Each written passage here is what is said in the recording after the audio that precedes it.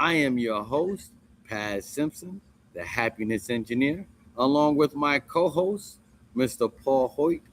Together, we are addressing your commonly accepted beliefs, which lead to your unconscious behavioral biases, things that allow us to come together to be curing racism. Hello, my brother. How are you today? Hey Paz, I'm doing great. Happy Wednesday to you. Happy to everyone that's listening to us. I always look forward to these conversations on Wednesday where we talk about the challenges and the opportunities around racism, around tribal conflict, and to give people the best advice, the most truth we can, for us all to see through these superficial differences that divide us so that we can discover the common values that unite us. Yes. One of the great things about these conversations is that we get the opportunity to really, you know, shed light in places where others may be afraid to venture or may not know to go. So I definitely enjoy these conversations. Yeah. And today we wanted to talk about this whole issue of common values and differences and superficial differences. I just related one of our catchphrases for the curing racism community, the curing racism movement.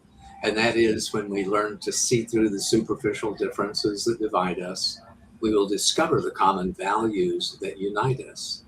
But last week, as I was thinking about that, I realized the opposite is also true. When we focus our attention on our common values, we will learn to see through those superficial differences.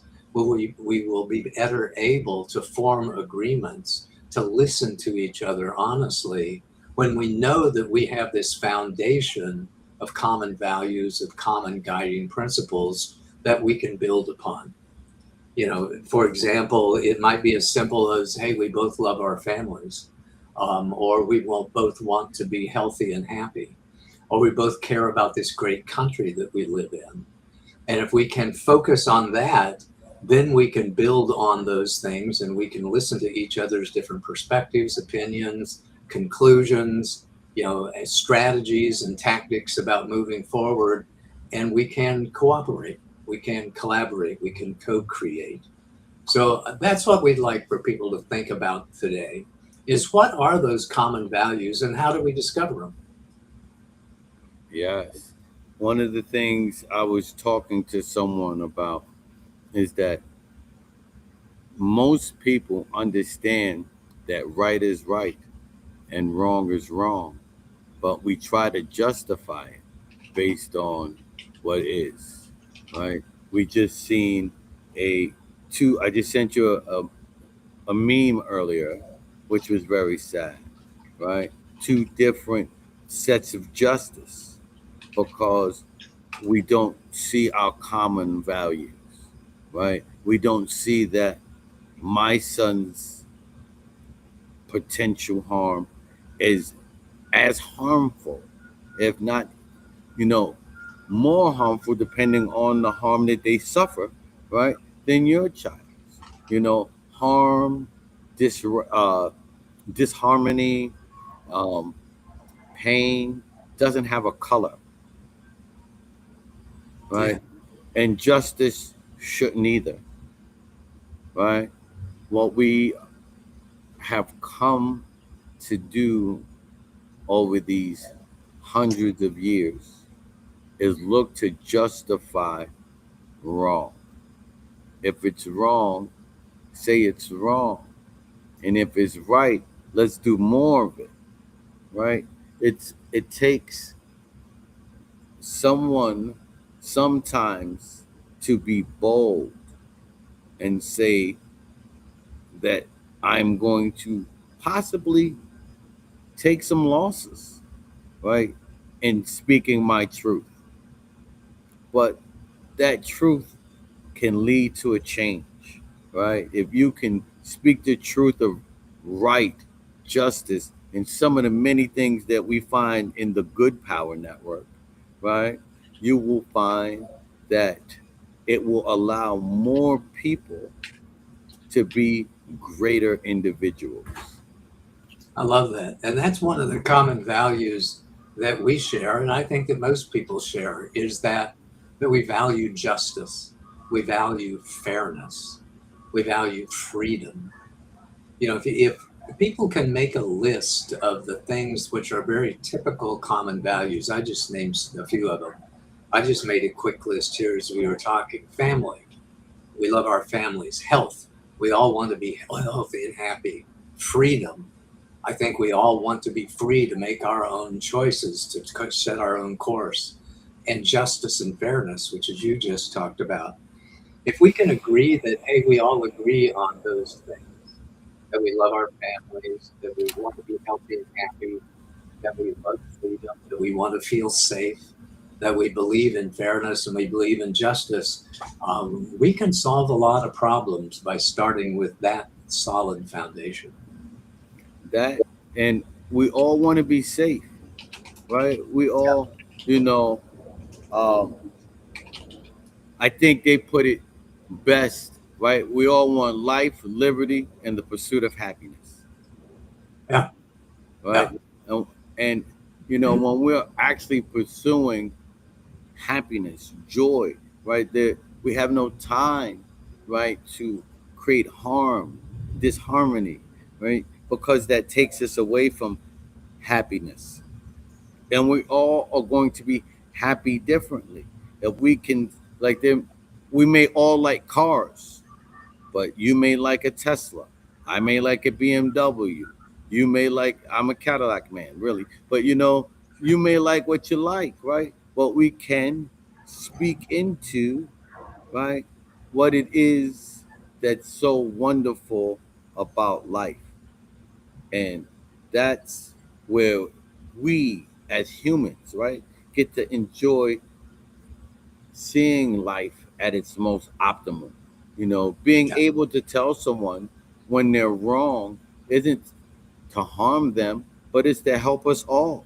Right? Don't allow me to be wrong twice when you can help me be right the first time. Yeah. Right? I love that. I love that. So one of the, I don't know if people know this or not. I've been a business coach and business consultant now for the last 25 years. One of the things I talk to business owners about, entrepreneurs, is sales techniques. And every sales system that you ever talk about, or ever training system that I've ever been through, and I've been through a bunch, they always start out with the first step in any sales process is building trust and rapport, getting that other person to like you, to trust you a little bit, because nobody's going to do business with somebody that they don't trust. They're not going to trust their what they're saying. They're not going to trust their recommendations. They're not going to trust moving forward with them. So that's really important. And the number one tactic in building that trust is to find that common ground. We teach salespeople when they go into somebody's office to take a look around and see what pictures they have, what they got on the wall, what books are on the shelves, and find a common ground to talk about. Hey, I see that book over there. I read that too a couple of years ago. Wasn't that great? Or hey, noticed this picture over here. It looks like is that your wife and your son that's on that picture?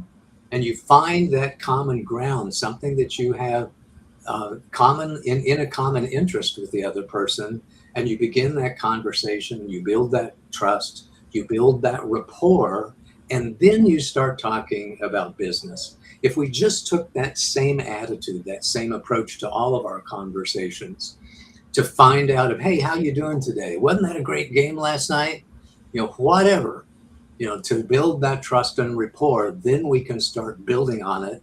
And with the trust and the rapport, we can more safely address those differences, the things that Yeah. you see differently than what I see, the things that you would recommend that are different from the course that I would like to take. Um, Yeah. and it's so simple. What it really takes is just an attitude of, hey, I want to get along. I want to have a great relationship with this person. I want for us to agree on things. And if you want that, you can have that. All it takes is focusing on trust and rapport, focusing on that common foundation, and then talk about the things that may be a little bit more difficult to talk about. I agree. It starts with a desire. And I think that's right there, the desire to want to get along, right? The desire to want to grow together. You know, we have been conditioned into thinking that we're better apart. Mm. We've been conditioned into thinking it's us versus them. We've been conditioned into not understanding, right, how beautiful life can be when it's not just us, but it's we, Well, right? ooh, I think I saw, there's about almost a poem there, Paz. We may have to work on that. How beautiful life can be when it's not just us, or not us and them. It's we. It's we, right? Right? And when we can get along, when we can get better, when we can grow, man, this this world can be so beautiful. But when it becomes us versus them, it becomes confrontational. And it doesn't always have to be a racial thing. You know, right now we got to see we're in the NBA finals going on, right? You have a us versus them, which is not a bad thing in a way, right? Because it's the New York Knicks versus the San Antonio Spurs.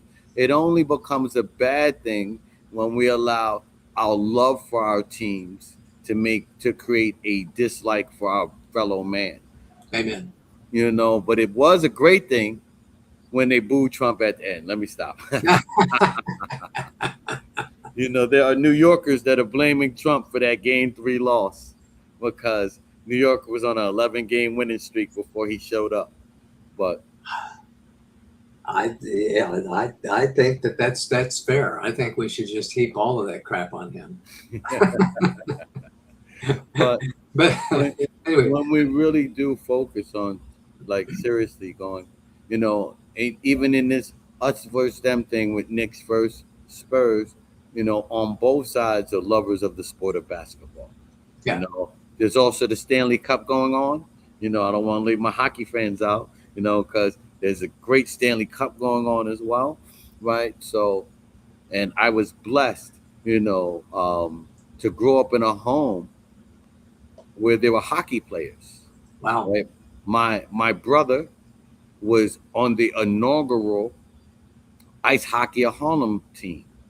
So he was on the first team, that played hockey in Harlem. And it was funny because those are those things when we need to see the we instead of the us versus them. Because I remember uh, winning some nice money because they didn't see the we. We were at a Rangers game in Washington D.C. and they got to play at the halftime of the game, you know, and they skated on the ice. And this is when the racism comes out. They're like, get those N words off the ice. Get these N words. What are they doing here? But we knew how hard these boys practice. If you're playing ice hockey in Harlem, mm, when basketball is the sport of choice and people are actually traveling to DC to come watch you play, you guys are pretty good. So we knew how hard these guys practice. And as they were calling them the N word, I got to make a friendly bet with one of the guys. I said, I bet you the chubby guy in the back, who was my brother playing goalie, I was like, I bet you he doesn't get any work. I'm like, I bet you guys don't even get a shot on goal. He was like, and they got upset and it went and they put their $100 up. And my brother sat down in front of the goal. And for that period that they had before the Rangers had to come back out, they didn't get one shot on goal. wow, I don't even think they got very far past center ice. Like these kids were amazing. Some of them actually went to college on hockey scholarships later and became like really influential in hip hop. But it became something we got to laugh about later when the guy had to pay me. It's like, we didn't see that coming. I'm like, I bet you didn't. I'm like, these kids practiced hard. These kids worked hard. These kids traveled all the way from New York. They weren't going to embarrass their parents. Yeah. You And know, even if they didn't win, they would have gave you guys a heck of a game. You know, and when we can actually see the beauty, if they would have just saw these were two kids, I mean, two sets of kids going, going at a good competitive game. These were two sets of kids that worked really hard. You know, these were two sets of kids that had a love for sport. We well, get a chance.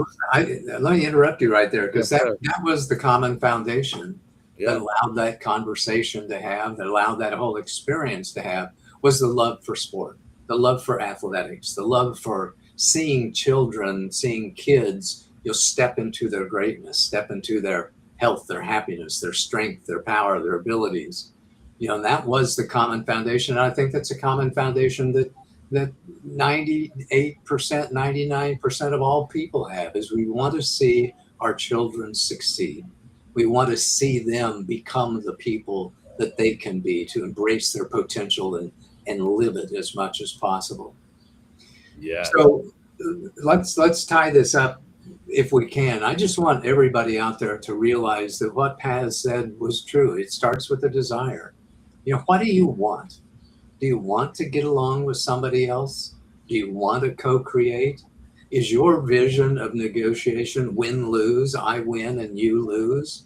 Or is your vision of a relationship with somebody a we relationship, not a us versus them, not a I win, you lose relationship, but rather we come together, we discuss, we co-create, we join forces together and create a common bond, create a common solution that works for everybody. That's what we want for you. That's what Curing Racism is all about. To see through those superficial differences that divide us so that we can discover the common values that unite us, or start with understanding the common values that unite us so that we can build upon that and learn to see through those superficial differences that divide us. Yes. There are more reasons to love than not to. That's it. Amen. And if you want to have someone come and teach you about curing racism, you can go to our website, and me and Paul can come. Me or Paul can come. We can Zoom. We can do whatever it takes in order for us to help you get that guidance, that love, that ability to make that change, right? One conversation, one heart at a time. Make sure you go and get a copy of the book so that you have a manuscript. It's $10. $10 to allow yourself to have something solid in your hand that you can relate to and refer to whenever you're confused on how to deal with racial relations. Love it. Give us a shout out. Let us come see you, talk to you, help your organization, your community. Embrace the value of diversity and embrace the value of inclusion, and understand how you can take steps to make this world a better place by focusing on those common values. Amen. And we'll see you next week.